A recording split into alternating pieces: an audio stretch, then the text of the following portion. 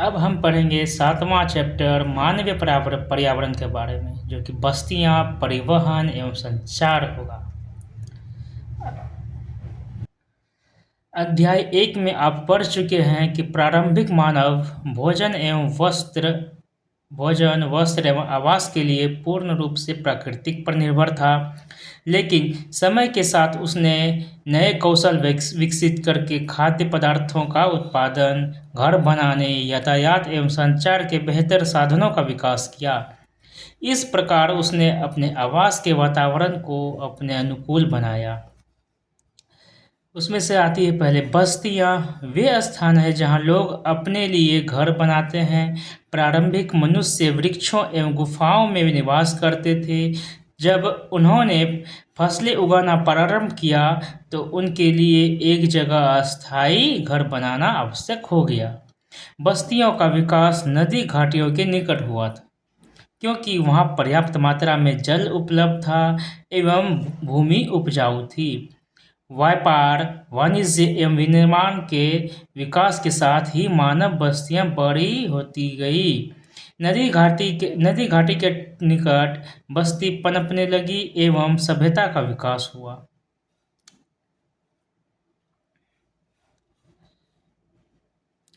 आपको सिंधु, टिग्रिस, नील एवं हुआंग ही नदी के किनारे विकसित हुए सभ्यताओं के नाम याद हैं?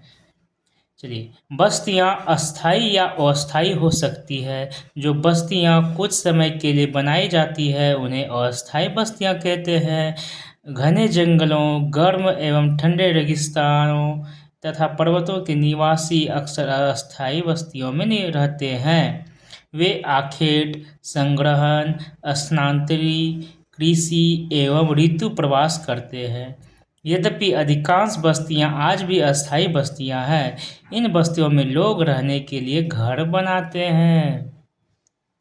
कुछ इम्पोर्टेंट है कि क्या आप जानते हैं कि वे स्थान जहां भवन अथवा बस्तियां विकसित होती है उसे बसाव स्थान कहते हैं। आदर्श बसाव स्थान के चयन के लिए प्राकृतिक दशाएं: पहला, अनुकूल जलवायु होना चाहिए। दूसरा, जल की उपलब्धता होनी चाहिए। तीसरा, उपयुक्त भूमि होनी चाहिए। और चौथा, उपजाऊ मिट्टी होनी चाहिए। आपने सुना कि ऋतु प्रवास। ये ऋतु प्रवास होता क्या है कि लोगों के मौसमी आवागमन को ऋतु प्रवास कहते हैं। मतलब जो मौसम आएगा तब आना होगा, जाना होगा। इस मौसम में यहाँ पर तो इस अगले मौसम में दूसरी जगह पर, इसी को कहा जाता है ऋतु प्रवास। जो लोग पशु पालते हैं वे मौसम में परिवर्तन के अनुसार नए चारागाहों की खोज में निकल जाते हैं। चलिए आगे पढ़ते हैं कि मैरी का जन्मदिन था। केक काटने के लिए वह अपने मित्र के साथ गुरप्रीत की प्रतीक्षा कर रही थी। आखिरकार थकी है ना, खांसती और हांफती हुई गुरप्रीत पहुंची। उसने बताया कि अत्यधिक यातायात जाम था। मैरी की माँ मिसेस थॉमस ने गुरप्रीत की पीठ थपथपाकर गहरी सांस भरी। ओह, हमारे शहर में बहुत प्रदूषण है। प्रसाद हाल ही में गांव से आया था। उसने पूछा, शहरों में इतना प्रदूषण तथा यातायात जाम क्यों होता है? शहरों में बढ़ती आबादी के कारण दिन प्रतिदिन वाहनों की संख्या बढ़ती जा रही है, मैरी के पिता मिस्टर थॉमस ने कहा। मैरी ने पूछा, तब लोग शहर क्यों आते हैं? उसकी मां ने उत्तर दिया, वे यहाँ नौकरी, बेहतर शिक्षा एवं चिकित्सा सुविधा की तलाश में आते हैं। मैरी ने फिर पूछा, यदि इतनी अधिक संख्या में लोग शहर में आते रहेंगे तो ये सारे लोग कहाँ रहेंगे? मिस्टर थॉमस ने कहा, यही कारण है कि अत्यधिक संख्या में गंदी बस्तियां एवं अवैध कब्जे वाली बस्तियां दिखाई देती है, जहां लोग भीड़ भाड़ एवं अस्वास्थ्यकारी परिस्थितियों में रहते हैं। शहरों में जल एवं विद्युत की कमी एक सामान्य समस्या है। प्रसाद ने कहा, हमारे गांव में बड़े सिनेमाघर, अच्छी सुविधाओं वाले स्कूल एवं अच्छे अस्पताल नहीं हैं, लेकिन हमारे यहाँ बहुत सारी खुली भूमि एवं सांस लेने के लिए ताज़ी हवा मिलती है। जब मेरे दादाजी बीमार थे तो उनको शहर के अस्पताल में लाना पड़ा था। ऊपर दिए गए संवाद से बस्तियों के दो विभिन्न चित्रण हमारे सामने आते हैं। क्या कि ग्रामीण एवं शहरी बस्तियाँ। गांव ग्रामीण बस्ती होती है जहां लोग कृषि, मत्स्य पालन, वानिकी, दस्तकारी एवं पशुपालन संबंधी कार्य करते हैं। ग्रामीण बस्ती सघन या प्रकीर्ण हो सकती है। सघन बस्तियों के घर है ना, सघन बस्तियों में घर पास पास बने होते हैं। प्रकीर्ण बस्तियों में लोग के घर दूर दूर व्यापक क्षेत्र में फैले होते हैं। इन प्रकार की बस्तियां मुख्यतः पहाड़ी क्षेत्रों, घने जंगल एवं अति विषम जलवायु वाले क्षेत्रों में पाई जाती है। ग्रामीण क्षेत्रों में लोग अपने पर्यावरण के अनुकूल घर बनाते हैं, सही बात है। अत्यधिक वर्षा वाले क्षेत्रों में ढाल वाली छत बनाते हैं। जिन स्थानों में वर्षा के समय जल का क्या है कि जिन स्थानों में वर्षा के समय जल का जमाव होता है वहाँ ऊंचे प्लेटफार्म अथवा स्टिल्ट पर घर बनाए जाते हैं, जैसा कि यहाँ पे दिख रहा है स्टिल्ट पर, बांस की स्टिल्ट पर। गर्म जलवायु वाले क्षेत्रों में मिट्टी की मोटी दीवार वाले घर पाए जाते हैं जिनकी छतें फूस की बनी होती है। स्थानीय सामग्री जैसे पत्थर, पंख, चिकनी मिट्टी, तृण आदि का उपयोग घर बनाने में किया जाता है। नगरीय बस्तियों में नगर छोटी एवं शहर उनसे बड़ी बस्तियां होती है। नगर छोटी एवं शहर उनसे बड़ी बस्तियां होती है। नगरीय क्षेत्रों में लोग निर्माण, व्यापार एवं सेवा क्षेत्रों में कार्यरत होते हैं। अपने राज्य के कुछ गांव, नगरों एवं शहरों के नाम लिखिए। परिवहन लोगों एवं सामान के आवागमन के साधन होते हैं। परिवहन, अब पढ़ रहे हैं हम कौन सा? परिवहन। नगर पढ़ बस्ती पढ़ लिया, अब पढ़ते हैं परिवहन के बारे में। परिवहन क्या है? लोगों एवं सामान के आवागमन के साधन होते हैं। पुराने समय में अधिक दूरी की यात्रा करने में अत्यधिक समय लगता था। उस समय लोग पैदल चलते थे एवं अपने सामान को ढोने के लिए पशु का उपयोग करते थे। पहिए की खोज से परिवहन आसान हो गया। समय के साथ परिवहन के विभिन्न साधनों का विकास होता गया, लेकिन आज भी लोग परिवहन के लिए पशुओं का उपयोग करते हैं। परिवहन के लिए पशुओं का उपयोग करते हैं। हमारे देश में सामान्यतः गधे, खच्चर, बैल एवं ऊंट का उपयोग किया जाता है। दक्षिण अफ्रीका के एंडीज पर्वत कहाँ पाए जाते हैं? तो दक्षिण अफ्रीका में पाए जाते हैं। उनके क्षेत्र में लामा का उपयोग उसी तरह होता है जैसे तिब्बत में याक का उपयोग होता है। याक का उपयोग हम सामान ढोने के लिए कहाँ पर करते हैं? तो तिब्बत वाले क्षेत्र में किया जाता है। और लामा क्षेत्र है, लामा का उपयोग एंडीज पर्वत के क्षेत्र में किया जाता है जो कि दक्षिण अफ्रीका में पाया जाता है। प्रारंभ में अन्य देशों के व्यापारियों को भारत पहुंचने में अनेक महीने लग जाते थे। वे समुद्री मार्ग से या थलीय मार्ग से आते थे।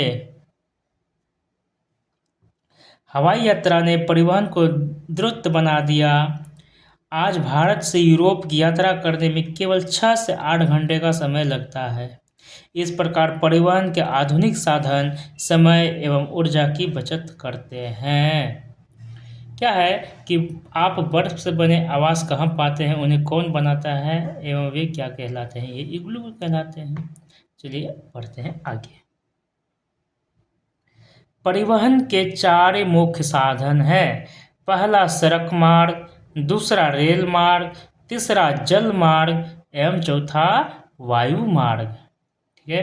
क्या आप जानते हैं भारत में अनेक राष्ट्रीय एवं राज्य राजमार्ग हैं? हाँ, जानते हैं। भारत में एक्सप्रेसवे का निर्माण नवीनतम है। स्वर्ण चतुर्भुजीय महामार्ग दिल्ली, मुंबई, चेन्नई और कोलकाता को जोड़ता है। तो परिवहन के कितने प्रकार होते हैं? 4। सड़क मार्ग, रेल मार्ग, जल मार्ग एवं वायु मार्ग। उसमें से पहला है सड़क मार्ग। चलिए उनके बारे में विस्तार से पढ़ते हैं। कम दूरी की यात्रा के सबसे अधिक उपयोग किए जाने वाले मार्ग सड़क है। सड़कें पक्की एवं कच्ची हो सकती है।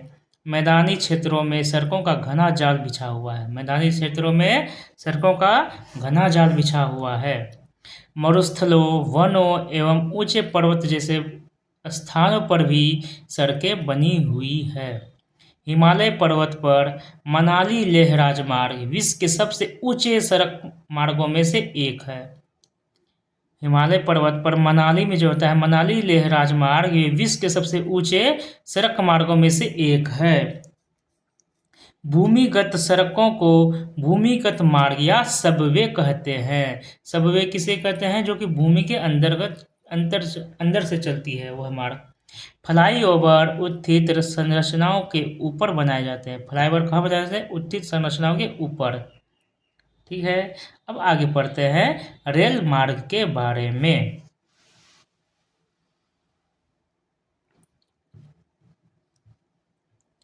क्या आप जानते हैं जाइनिंग से ल्हासा के बीच चलने वाली रेलगाड़ी समुद्र तल से 4000 मीटर की ऊंचाई पर चलती है? कहाँ? जाइनिंग से ल्हासा, जिसका सबसे ऊंचा बिंदु समुद्र तल से 5072 मीटर है। चलिए पढ़ते हैं रेल मार्ग को अच्छे से विस्तार में।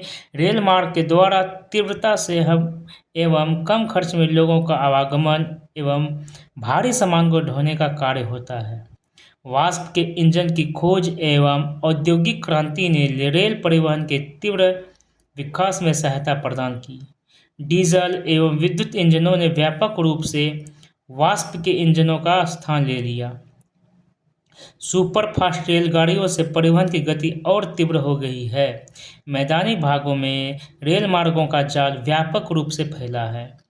उन्नत प्रौद्योगिकी कौशल से दुर्गम पहाड़ी क्षेत्रों में भी रेल मार्ग बनाना संभव हो गया है, लेकिन इनकी संख्या काफ़ी कम है।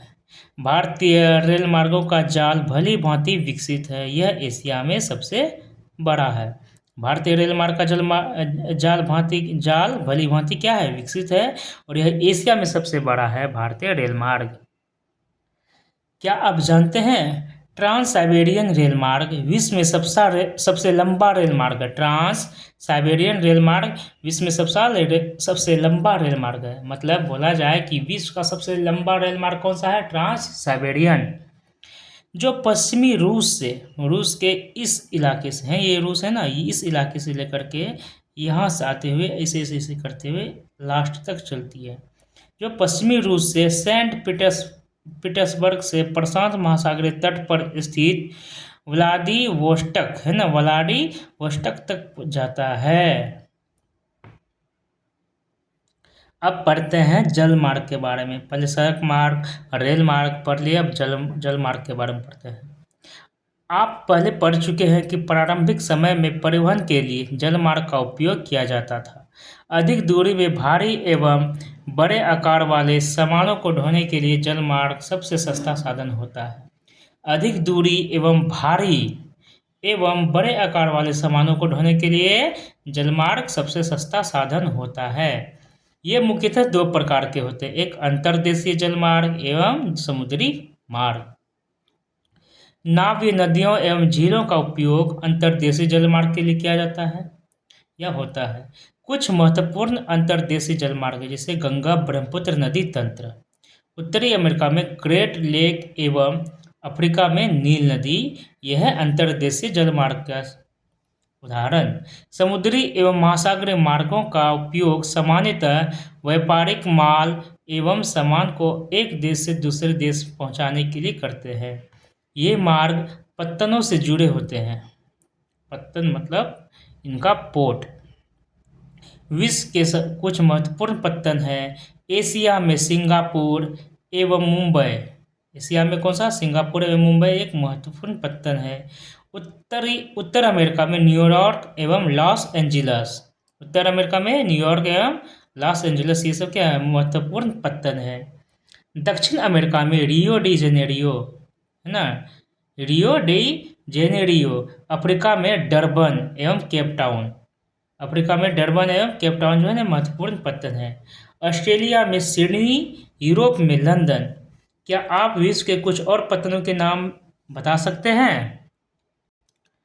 अब पढ़ते हैं वायु मार्ग के बारे में, जो कि हमारा चौथा है। 20वीं सदी के आरंभ में विकसित यह परिवहन का सबसे तीव्र मार्ग है। ईंधन की लागत अधिक होने के कारण यह सर्वाधिक महंगा साधन है।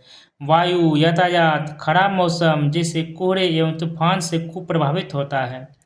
यह यातायात का अकेला साधन है जो सर्वाधिक दुर्गम एवं दूर स्थानों तक पहुंच सकता है, विशेष रूप से जहां सड़क एवं रेल मार्ग नहीं है ना। हेलीकॉप्टर अगम्य स्थानों एवं संकटकालीन स्थितियों में लोगों को बचाने एवं भोजन, जल, कपड़े एवं दवाएं बांटने के लिए एक बहुत ही उपयोगी साधन है। कुछ महत्वपूर्ण हवाई पत्तन है दिल्ली का, मुंबई का, न्यूयॉर्क, लंदन, पेरिस, फ्रैंकफर्ट एवं काहिरा इत्यादि। अब पढ़ते हैं संचार के बारे में। संचार दूसरों के पास तक सूचना पहुंचाने की प्रक्रिया है। तकनीकी विकास के साथ मानव ने संचार के नए एवं तीव्र साधनों को विकसित कर लिया है। संचार तंत्र के विकास का वर्णन करता है। ये चित्र 7.10 ये क्या करता है, संचार तंत्र के विकास का वर्णन करता है। चलिए, संचार के क्षेत्र में विकास से विश्व में सूचना क्रांति आई थी। सूचना प्रदान करने के लिए शिक्षा तथा मनोरंजन के लिए संचार के विभिन्न साधनों का उपयोग होता है। समाचार पत्रों, रेडियो एवं टेलीविज़न के द्वारा हम बड़ी संख्या में लोगों के साथ संचार कर सकते हैं, इसलिए इनको जनसंपर्क माध्यम भी कहा जाता है। किसको? संचार को। सैटेलाइट से संचार में तीव्रता आई है। तेल की खोज, वनों का सर्वेक्षण, भूमिगत जल, खनिज संपदा, मौसम पूर्वानुमान एवं आपदा पूर्व चेतावनी आदि में सैटेलाइट सहायक होते हैं। अब हम इंटरनेट के माध्यम से इलेक्ट्रॉनिक मेल या ईमेल भेज सकते हैं। आज सेल्युलर फोन के द्वारा बेतार टेलीफोनिक संचार अत्यधिक लोकप्रिय हो चुका है। इंटरनेट के माध्यम से विश्व भर में केवल सूचना एवं परस्पर समीपता ही नहीं मिलती, अपितु इनसे हमारा जीवन अधिक सुखमय भी बन गया है। अब हम घर बैठे ही रेल, हवाई जहाज एवं सिनेमा या होटल तक के टिकट आरक्षित करवा सकते हैं। संपूर्ण विश्व में इस प्रकार लोगों के बीच, लोगों एवं सेवाओं तथा संस्थाओं के बीच तीव्र गति से आपसी संपर्क संभव होने के कारण आज हम एक वृहद विश्व समाज के रूप में विकसित हो रहे हैं। ये है विश्व का प्रमुख समुद्र एवं हवाई पत्तन। एशिया में है। एशिया से पहले हम भारत में देखते हैं। चेन्नई, मुंबई, कोलकाता, दिल्ली, अमृतसर, ऐसे सारे बहुत सारे हैं। ये जो लाल वाला है ये है हमारा वायु मार्ग, और ये जो है ब्लू ब्लू लाइन में ये है हमारा जल मार्ग, और काला बिंदु वाला है ये हमारा है हवाई पत्तन या समुद्री पत्तन। तो ऐसे बहुत सारे हैं, तो इनको एक लिस्ट में रखकर पढ़ने में आसान होगी। ये बस ऊपर से देखने के लिए काफ़ी है। तो इस प्रकार यह भी चैप्टर ख़त्म हुआ। अब इसके कुछ ऑब्जेक्टिव देख लेते हैं क्वेश्चन से। इनमें से कौन सा संचार का साधन नहीं है? टेलीफोन, पुस्तक या मेज? देखिए, हम पुस्तक के माध्यम से भी संचार कर सकते हैं, टेलीफोन के माध्यम से कर सकते हैं। संचार मतलब होता है एक दूसरे की बात यहाँ से वहाँ पहुँचना या अन्य बातों को जानना। लेकिन मेज से तो हम नहीं कर सकते हैं, टेलीफोन और पुस्तक से कर सकते हैं। जैसे बहुत सारे लेखक अपना पुस्तक लिखते हैं, उसमें अपनी बातों को दूसरे के सामने प्रकट करने का एक माध्यम बनाते हैं पुस्तक को, लेकिन मेज से तो नहीं होगा। चलिए आगे पढ़ते हैं। इनमें से कौन सा सड़क का भूमिगत निर्माण है? फ्लाईओवर, एक्सप्रेसवे या सबवे? देखिए, हमारा भूमिगत है तो वो हो जाएंगे सबवे। फ्लाईओवर हो गया सड़क के ऊपर से जो पुल बनता है, रास्ता बनता है, उसे फ्लाईओवर कहा जाता है। और एक्सप्रेसवे हमारा हो गया सड़क का सबसे अच्छा रूप। चलिए, किसी द्वीप पर पहुंचने के लिए निम्न में से कौन सा यातायात का साधन उपयुक्त हो सकता है? जहाज, रेलगाड़ी या कार? देखिए, कहीं कहीं द्वीप पर पहुंचने के लिए हमारी रेलगाड़ी नहीं जा सकती है, कार नहीं जा सकती, लेकिन जहाज को हम कहीं भी दुर्गम स्थानों तक ले जा सकते हैं। यातायात का कौन सा साधन वह पर्यावरण को प्रदूषित नहीं करता है? साइकिल, बस या हवाई जहाज।